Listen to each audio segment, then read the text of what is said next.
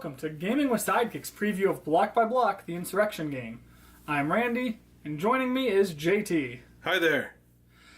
Today we're going to look at the second edition of Block by Block, which is currently live on Kickstarter. Block by Block, the Insurrection game, is a semi-cooperative game simulating riots, popular uprisings, and revolutionary movements in urban areas around the world during the first decades of the 21st century. It's from Out of Order Games, designed by T.L. Simons. Now, I'm a big fan of punk rock, anarchy, and all things rebellious, so this game has a lot of really fun themes for me. You know, fighting against the man and all that. I was so excited to play this one based purely on theme alone. What about you? Honestly, the theme doesn't grab me like it grabs you. I'm a firstborn. I'm a rule follower. I'm a get in line kind of guy. So the theme didn't grab me, but I'll tell you what, when we played that first game, the mechanics, I just fell in love with it. It's a blast to play. I love semi-cooperative games. I love that possible trader aspect. And while normally I would hunt down a deterministic game, a game with all totally open information that you can math out your entire turns and find a way to victory, on will and wits alone. This is just an awful lot of fun and kind of the opposite of that. Yeah, for sure. I had a lot of fun. Each turn was a little unpredictable, but it's not totally at the mercy of the dice. There is a little bit of mitigation with the different actions you can take. So what is Block by Block? In gaming terms, it is a semi-cooperative area control game with worker placement as you fight the clock. So each player will take on the role of a faction of the population and attempts to fulfill their own randomly assigned agenda en route to successfully liberating the city. Most agendas are cooperative, with all players winning if two of these agendas are successfully completed at the end of any round. There are solo agendas where a single player can win at the expense of the other players losing. There's a countdown. If you don't meet your win condition, by the time the countdown reaches 0, the police have successfully called in the military reinforcements, and all factions lose and years of repression follow according to the rulebook. Also, if at any point any faction is entirely defeated, the game ends with the police force victorious. So you move your civilians around the city, meeting your objectives by fighting or avoiding the police ops. You will set up your faction's occupations to increase the influence over the city. You can gain items by looting shopping areas. And if you liberate districts in the city, it can not only delay the countdown, but you can also reap additional benefits in pursuit of your victory. So let's show off some of the components that you get with the game. With the caveat that this is a prototype, and some of those may change with either stretch goals or just in terms of the designers and publishers' final decision in publication. So, right, excellent point. So we've got 40 blocks, 10 per faction for each of your civilian workers. We've got the riot cops with the riot vans. We've got the countdown marker, the police morale marker. We've got the district tiles that will be placed on the board. We've got the manifestation cards that will go under the district tiles. We'll talk more about those in a minute. The police ops cards tell you what exactly the police ops are going to do each turn. Here are the agenda cards that each player is given at the beginning of the game. Over there we've got the loot tokens, and we've got the barricade tokens, as well as the loot cards for when you loot the various shopping areas. And of course, we cannot forget, boom, the playmat. This is one of the stretch goals for the Kickstarter. It's printed on black fabric. It is beautiful. I cannot imagine playing this game without it.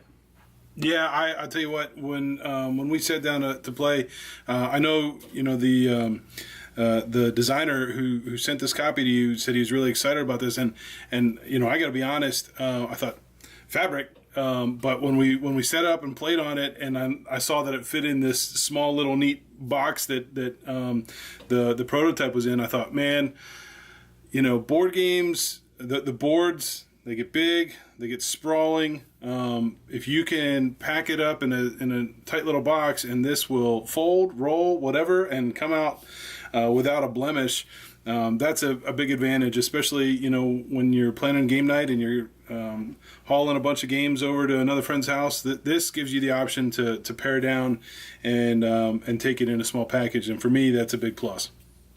Yep, I absolutely love it for all the reasons you mentioned. And like I said before, I can't imagine playing the game without it. It keeps everything nice and organized, as you'll see in just a little bit. But let's go ahead and get set up, and we will run through a few turns and, let you see what the game's about.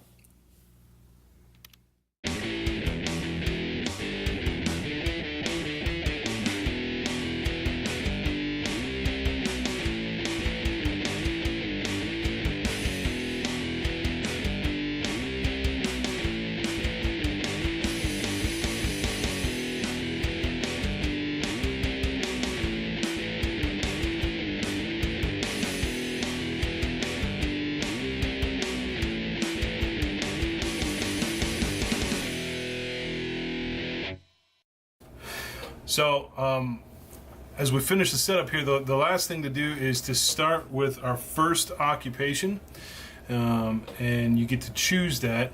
It's got to match your faction. So I'm the students, and I'm actually going to choose the privatized university, and I get 3 blocks to start with. You have all 3 of your locations right next to each other, which is awfully convenient. Me, I'm the neighbors. I've got one of mine up here in the corner that's going to be next to impossible to get to. I'm going to go ahead and start. You can start there. I could start there. It's a terrible idea. Yeah. Well, not necessarily, because if they both try and move to you, they stay put. You're not going to be able to move out of there, though. No, not until they get out of there. There's no metro. Oh man, I hate doing this, but I gotta choose to go down here to the slum. The polluted slum. The polluted slum, right? Okay. So I'll set my 3. Hey, let's go ahead and roll an action die. See who's gonna go first. Okay.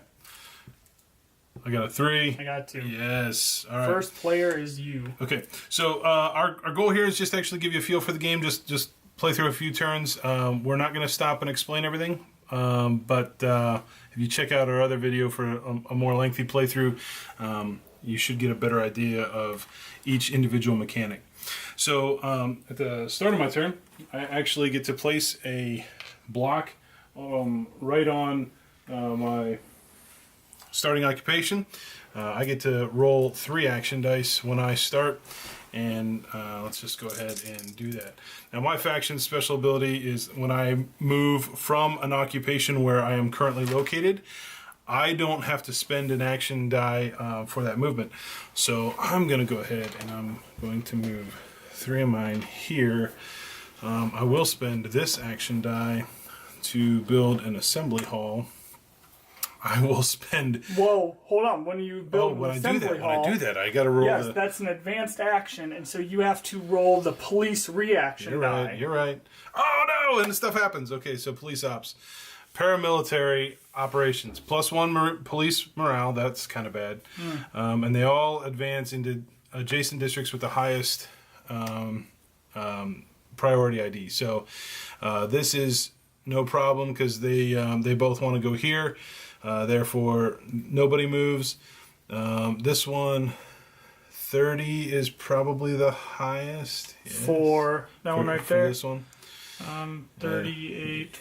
Yep. Yep. And then that one's going to try and go to 26. Yep. Right. Okay. So whenever the police move, one riot cop is always left behind.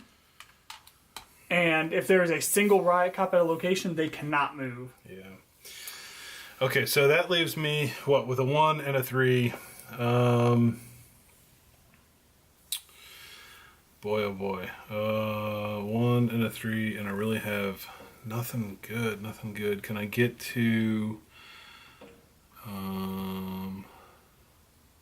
Okay, I got one. I got one good thing I can do. So I can actually move through the metro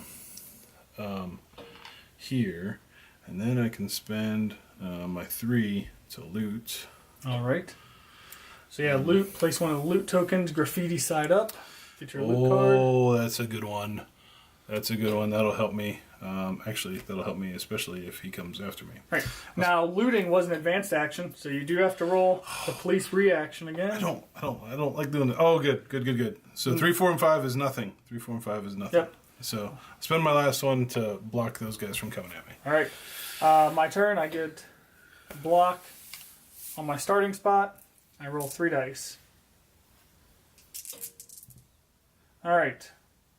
1, 1, 5. Oh, let's see. I will. My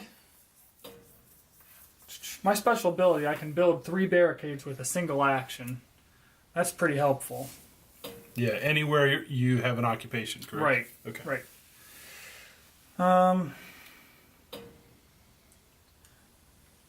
I do want to loot, and I have a shopping area on my home area.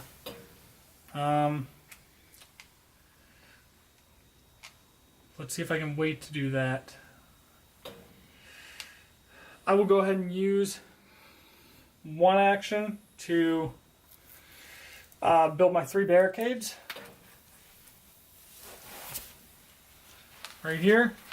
Just to keep the riot cops from coming into my starting area. I will go ahead and use my other 1 to move. I'll move 2 squares up here. And I will use an advanced action to loot one of those shopping centers. So I will loot. Now you gotta... Get a loot card. That's not bad. Now I do have to roll the reaction. 2. Oh, flip over another police ops card. Alright. This says, all groups of riot cops advance into adjacent workers' districts. Now, do we have any riot cops that are adjacent to the workers, the yellows? We do. We have 1 right here. And as I said before, whenever the cops move, 1 gets left behind, so 1 advances into the garment sweatshop. That's not too bad though, because now these guys are spread up and they cannot move by themselves, so that's not awful. But alright, that was my 3rd action.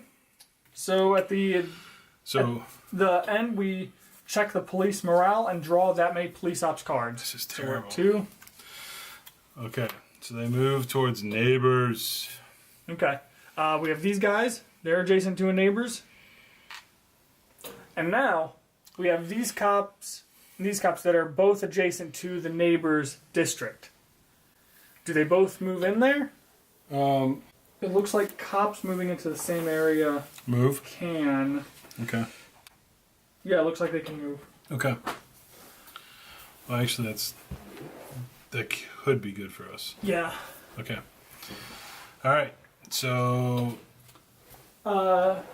So yeah, now that is the end of nighttime, and now that's 1. Oh, that was 1. Yeah, we got 2. Okay, now they move into public districts.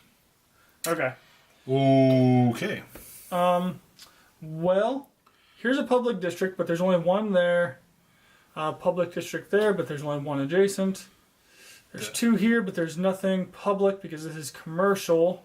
Yeah. It doesn't look like they move anywhere. Okay, cool. All right.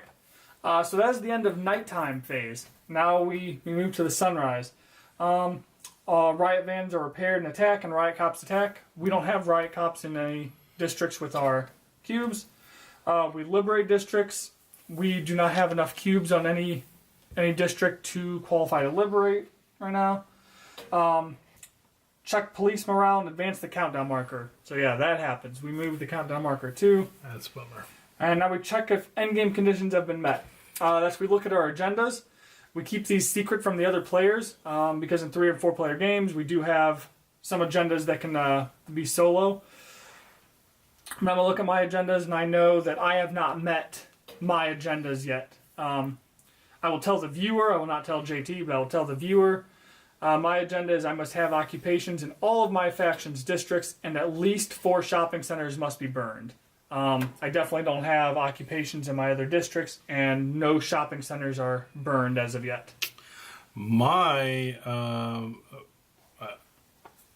agenda is to have occupations in all of my faction districts, and also 1 in a state district. So that's a little bit tougher.